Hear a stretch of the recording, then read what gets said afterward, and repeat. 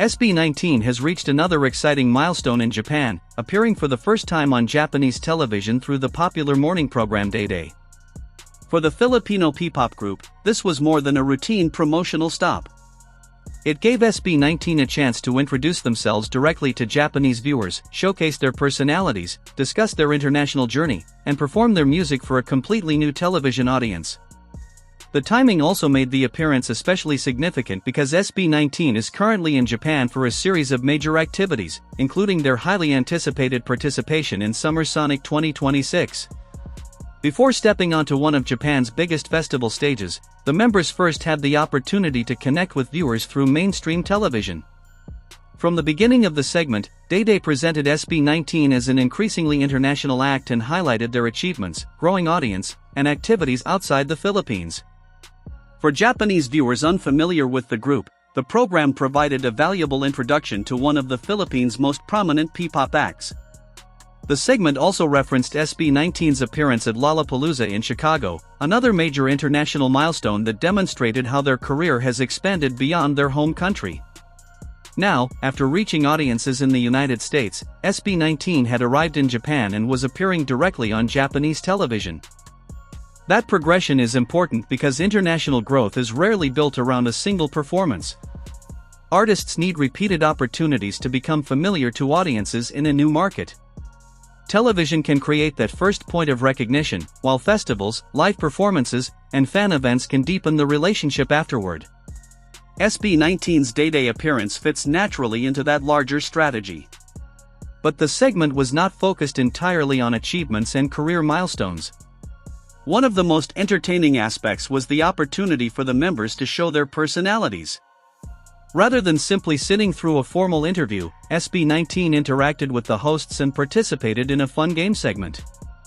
This allowed Japanese viewers to see a more relaxed side of the group. That matters because discovering an artist is not always about hearing a song first. Sometimes audiences connect with personalities, humor, reactions, or small moments that make the members memorable. The game segment gave SB19 space to do exactly that. Their expressions, interactions, and playful reactions helped create an atmosphere that felt more natural than a standard promotional interview. For often watching from different parts of the world, those moments offered another reason to celebrate. Seeing SB19 communicate with Japanese hosts on a mainstream television program represented another step forward in their international journey. It also demonstrated that the members could adapt to a new media environment while maintaining the energy and personality that fans already know. Another important part of the appearance was the discussion surrounding SB19's current activities in Japan. Their schedule was not centered around television alone. The group was preparing for their Summer Sonic 2026 appearances, giving them another opportunity to reach Japanese audiences through live music. This combination of television exposure and festival participation makes the current Japan chapter especially interesting. A television appearance can introduce an artist to people who may have never heard their music, while a festival performance gives those new viewers a chance to experience the group live. For SB19, both opportunities arrived during the same international trip. Japan is also an important market for global music, making visibility there particularly valuable. Establishing an audience in another country requires more than simply releasing songs online. Artists need consistent exposure, opportunities to perform, connections with local audiences, and reasons for people to remember them. SB19's appearance on DayDay provided one part of that equation. Summer Sonic can provide another. Their upcoming fan activities can add another layer of direct connection. Together, these events create a broader presence rather than a single isolated appearance. Then came one of the biggest highlights of the program, SB19 performing Lawless. After allowing viewers to see their personalities during the earlier portions of the segment, the group switched into performance mode and demonstrated the side of SB19 that their fans know best. Their music and stage presence became the focus, giving Japanese viewers an opportunity to experience the group as performers. That contrast was particularly effective.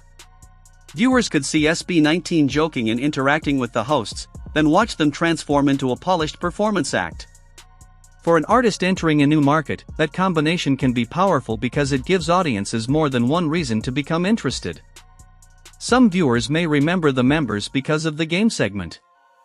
Others may become curious after hearing about their international achievements. And some may discover the group because of the Lawless performance.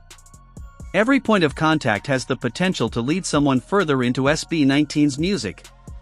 This is one reason a television appearance can matter even when the segment itself is relatively short. The goal is not necessarily to create millions of new fans instantly. The goal is to create awareness. A viewer who sees SB19 for the first time may later search for their songs. Another person may watch their Lollapalooza performance. Someone else might discover their upcoming Summer Sonic appearance. A small introduction can eventually lead to much larger engagement. That is how international audiences are often built, one discovery at a time. SB19's DayDay debut therefore becomes more significant when viewed as part of their wider Japanese activities. It was not simply a television appearance happening in isolation. It came at a moment when the group was already preparing for a major festival debut and continuing its efforts to connect with Japanese audiences. The timing created a natural progression: introduce the group on television, perform for festival audiences, and continue building relationships through fan-focused activities. For an international artist, that kind of repeated visibility can be extremely valuable. It gives audiences multiple chances to encounter the same group in different settings. And each setting tells a different part of the story. Television can reveal personality. Festivals can demonstrate performance ability. Fan events can create personal connection. Together, those experiences can help transform curiosity into familiarity. The response from Aten also became part of the excitement. Fans quickly shared clips, screenshots, reactions, and highlights from the broadcast across social platforms. For many supporters, watching SB19 appear on Japanese television felt like another milestone they had been waiting to see. The group that originally built its foundation in the Philippines was now being introduced to viewers through a mainstream Japanese program. That visual alone represented significant progress. It showed that the international journey was not limited to occasional overseas concerts. SB19 was increasingly participating in different parts of the entertainment ecosystem outside the Philippines. And that distinction matters. Global expansion is not simply about traveling to another country and performing once. It involves creating visibility across multiple platforms and developing recognition among audiences who may not already know the group. DayDay gave SB19 an opportunity to do exactly that. Their Lollapalooza experience in the United States had already exposed them to festival audiences and international media attention. Now Japan was offering a different kind of opportunity: direct exposure through a major television platform. The next stage would be taking that visibility into a live Japanese festival environment. Summer Sonic 2026 therefore becomes an important continuation of the story. SB19's reported performances in Osaka on August 14 and Tokyo on August 15 give the group two major opportunities to connect with Japanese festival audiences. These are not simply appearances in front of existing Aten. Festival audiences can include people who have never heard the group before, just as happened with other international festival performances. That means SB19 will once again have to win over listeners who may be discovering them for the first time. Their DayDay appearance could help make the group's name more familiar before those performances take place. Even someone who does not become a fan immediately might recognize the name when SB19 appears on the festival lineup. That familiarity can make a difference. After Summer Sonic, SB19's Japanese activities continue with their I Was There Thanksgiving fan meet in Yokohama. This adds another important dimension to their presence in Japan. Instead of relying solely on large-scale festival exposure, the group can also interact directly with supporters. That combination is what makes this current Japan chapter particularly notable. Television creates awareness. A major festival creates live discovery. A fan meet strengthens community. Each activity serves a different purpose, but together they contribute to a much larger international strategy. And perhaps that is the most important lesson from SB19's DayDay appearance. The significance does not come from one segment alone. It comes from what the appearance represents within the group's broader expansion.